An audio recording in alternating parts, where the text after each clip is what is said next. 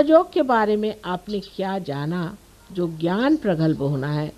सो मैंने ऐसा सोचा है कि यहाँ पर एक क्लास होना चाहिए जिसमें औरतें भी और आदमी भी समझें कि सहयोग क्या है, इसका ज्ञान क्या है, इसके चक्रों को जानना।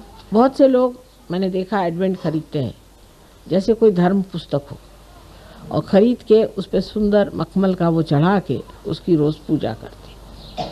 अब अखंड जैसे वो होता है रामायण पाठ, या वो अखंड और क्या होता है आपका ग्रंथ साहब, ऐसे वो अखंड ना करें, इतना ही मैं मांगती हूँ। क्योंकि पढ़े जा रहे हैं, एक उंगली रखी फिर दूसरा उसने उंगली रखी फिर वो पढ़ते जा रहा, खोपड़ी में कुछ भी नहीं जा रहा। जानना चाहिए कि सहयोग क्या है। आप लोगों को खड़ा होना चाहिए, आप सबको मेरे जैसे भाषण देना आना चाहिए, मेरे जैसे समझाना आना चाहिए। सहयोग क्या है, एक शिक्षा है, इसे सीखना चाहिए। अभ्यास, जो कि श्री कृष्ण ने कहा कि अभ्यास है न, अभ्यास करना। चीज़ क्या है, सहयोगी हम हैं, अब हम सहयोगी हो गए। लोग कहेंगे भाई ये क्या होता है, अब पता नहीं, कुछ तो होता ही है।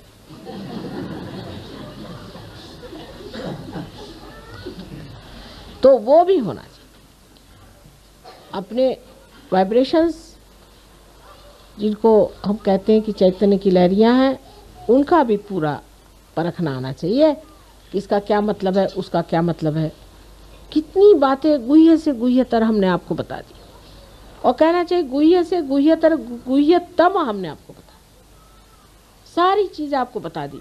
लेकिन हम लोग उसे जानना ही नहीं चाहेंगे। तो क्या हमारा लेक्चर सुना, ध्यान लगा लिए, बस हो गया? ऐसे थोड़ी, खोपड़ी में जाना चाहिए, उसका रिकॉर्डिंग होना चाहिए। इतना ही नहीं कि उसको फिर से बताना आना चाहिए, तभी वो ज्ञान हुआ। तो सिर्फ ये कि आपका पार होना ही सब कुछ नहीं। अब जो बड़े बड़े साधु संत हो गए, उन्होंने तो ये सब कुछ इतना जाना भी नहीं था बेचारों ने। अगर जानते होते तो वो भी आपके जैसे जागृति देते रहते।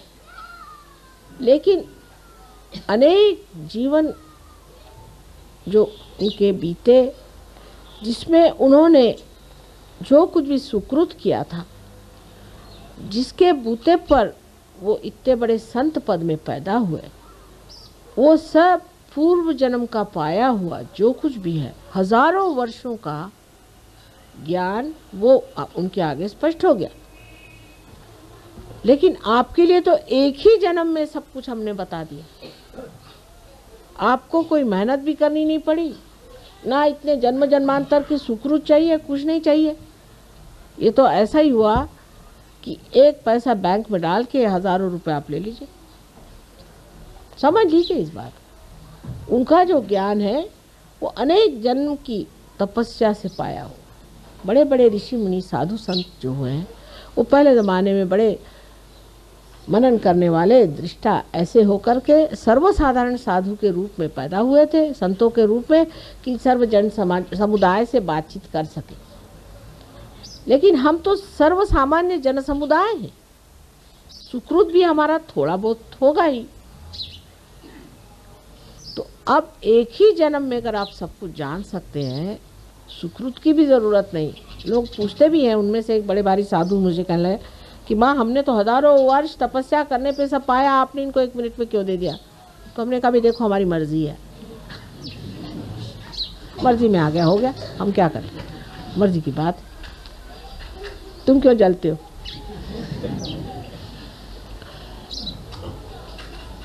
इस तरह की बात कि सोचना ये चाहिए कि एक ही जन्म में हमें सब कुछ मिला है, और मुझे अगर खुश करना है तो सिर्फ आपस में बिल्कुल बैर नहीं रखो। ये बैर या तो अहंकार से आता है, या प्रति अहंकार जिसे हम मन कहते हैं उससे आता है। दोनों से परे आत्मा के सन्निध जा करके सबसे शांतिपूर्वक रहिए।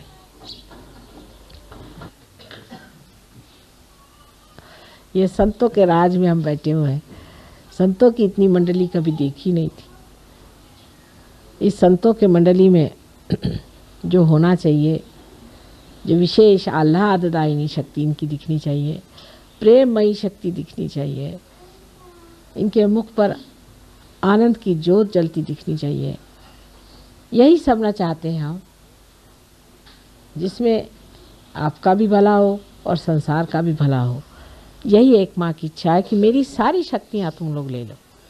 जितना तुम में अंदर गहनता और जितनी तुम्हारे अंदर महानता उभरेगी, उतना सब कुछ आपके अंदर समाते जाएगा अपने आप सहज में।